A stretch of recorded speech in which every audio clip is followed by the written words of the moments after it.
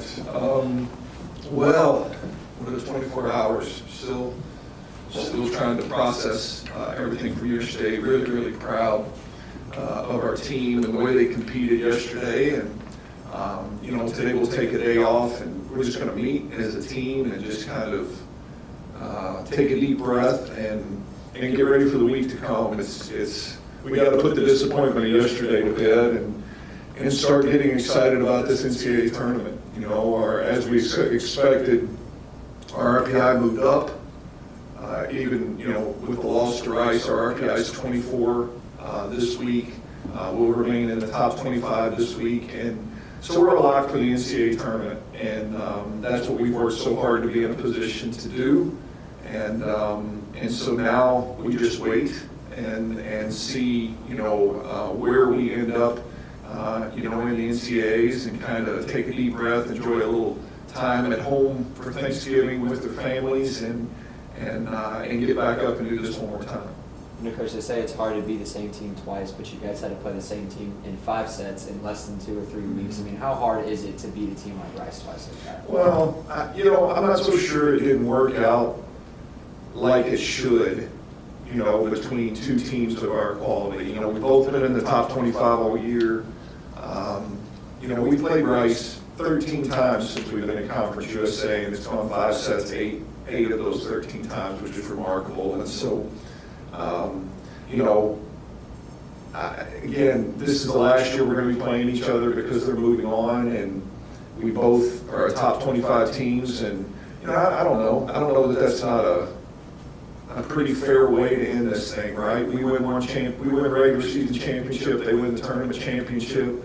We each get a trophy. We both move on to the NCAA tournament and wish each other well. And it stings a little to lose the last one here on our home court, but over the last 4 years, Western Kentucky's won 7 of the 8 trophies that they've given out. And so, at some point you can't come in and feel like you are catching bad breaks. And I'm really, really proud. And I would guess Rice would trade places and love to have 7 of the last 8 versus this one, but they earned it. They're really, really good. Our kids earned it. We're really, really good.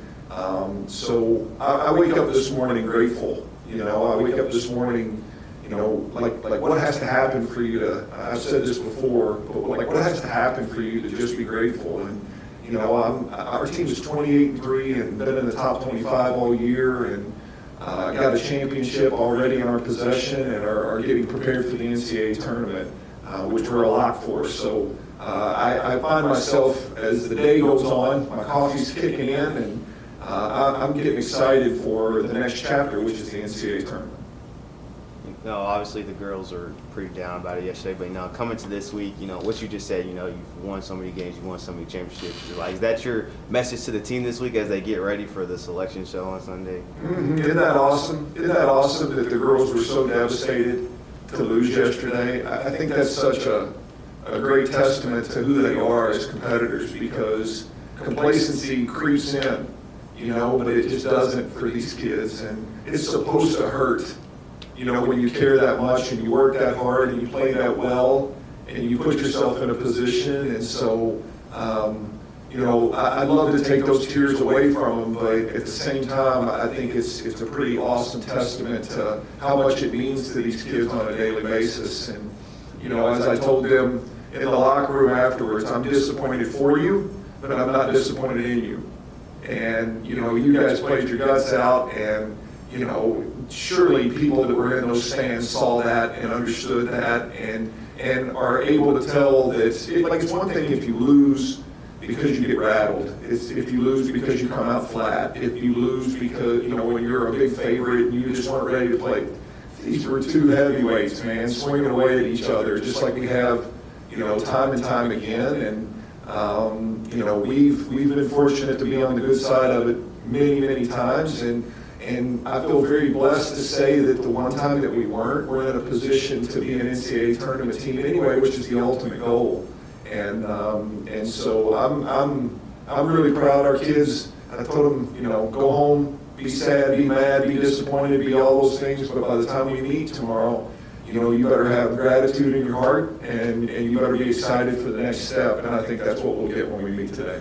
Coach, yesterday you talked a little bit about the draw that you're going to potentially get for the Selection Sunday. You thought it was good. It was before the RPI came out. Any difference from yesterday to today? No, as I suspected. I told our team before the match yesterday, I said, to be honest, win or lose, I don't know that we move the needle at all in terms of where we'll be in the selections. I mean, our RPI is 24th. Our national ranking will probably be in the 20 to 25 range, somewhere like that. And it really, again, we lose that match in 5 and our RPI improved. And so yesterday didn't move the needle either way. People know that we're really good. And so now we just wait. There's still volleyball to be played this week around the country. There's a lot of people that play through the end of Thanksgiving week, which I can't tell you how opposed I am to, because I think it's senseless. I think you can get a college volleyball season in just like we have and still allow kids to be with their families on Thanksgiving. But not everybody seems to agree with that. I don't think it's necessary. I think when you start talking about quality of life for student athletes, I think allowing them to be with their families on Thanksgiving is something that should be looked at. But there's still volleyball to be played this week, and things will hash out, and then we're going to be in that range where we're a 2 seed in a pod, if you will, of 4 teams. We won't be playing the host team on their home court in the first round, and it'll be a tough matchup. And people start asking the question, where do you think you'll end up? And it's so impossible to predict. We could end up in Lexington at Kentucky, a team that'll host. Louisville will probably host, but we could end up halfway across the country as well. And that's all part of the fun, of just waiting to see. We've done the work, and now we sit back and find out who's next. Coach, I feel like we've asked you this 1,000 times, but Callie Bauer seems to be getting better and better. She had career high 63 or 64 assists yesterday. How great was that to see from her? Yeah, you know what? One of my favorite things, when we lost, people leave you alone for a while, and then people that are in your foxhole with you start shooting you texts and messages. And I had a friend of mine this morning that said something that really kind of impacted me. I hadn't thought about is, we're standing there toe-to-toe with Rice, another top 25 team in the country, and they're coming at us with a senior setter and a senior libero, the 2 maybe most critical positions on the court, and we're going right back at them with a freshman setter and a freshman libero. And to see the growth in Callie and to see the growth in Abby, man, that's pretty cool. And that's a pretty good statement to where we're headed in the future with some of these kids too. And so just love them, proud of them. They've done the work. That's the part that makes me proud of them, is they're not accidentally, Callie and Abby are not accidentally having success here at the end of the year. They're not accidentally different players than they were early in the year. They've put the work in every single day for their teammates. And so now, they walk out there with a confidence about them, and they present themselves like veterans.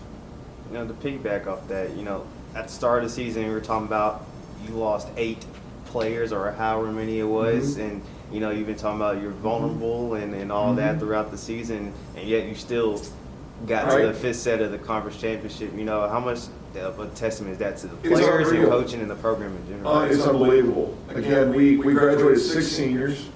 We had a player that had to medically stop playing in Sam Canner. We lost a kid for the season in Kelsey Brangers. We lost 8 players off of last year's team. 8 players off of last year's team, and we're 28-3 and in the top 25 and already won a conference championship and going to the NCAA tournament. And I want people in this community to understand where we are right now.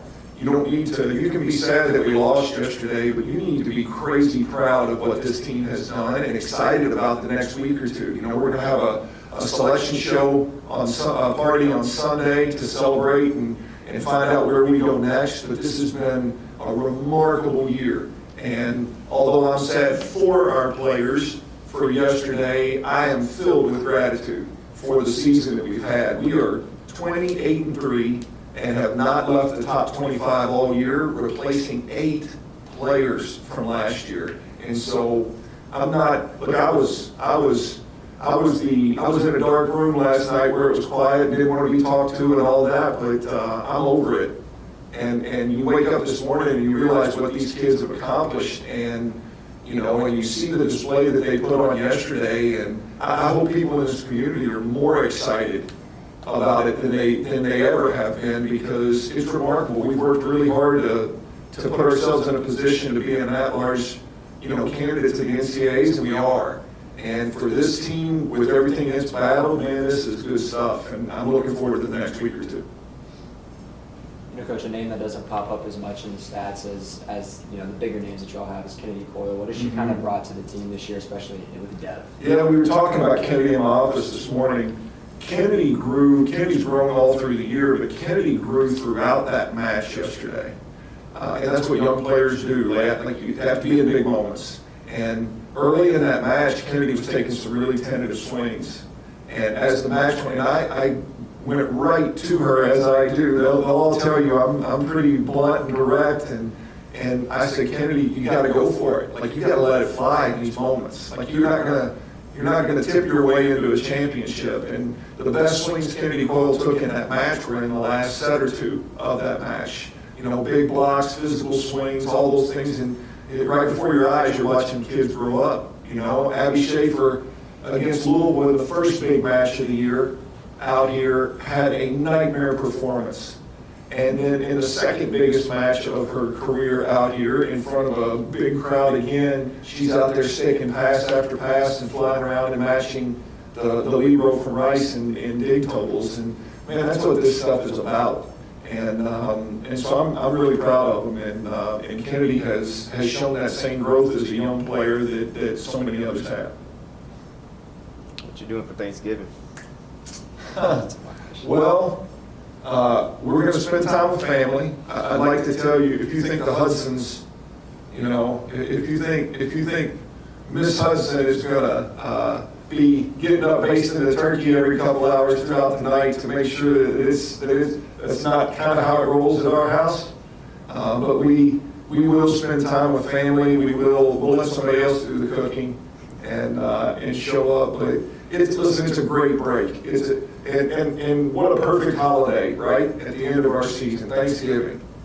Giving thanks for the support that this team has gotten throughout the year, giving thanks for these kids to buy in and continue the legacy of what WKU volleyball is about, and just giving thanks that we're still playing volleyball. When, as of Thanksgiving, 95% of the players in the country will be done for the year.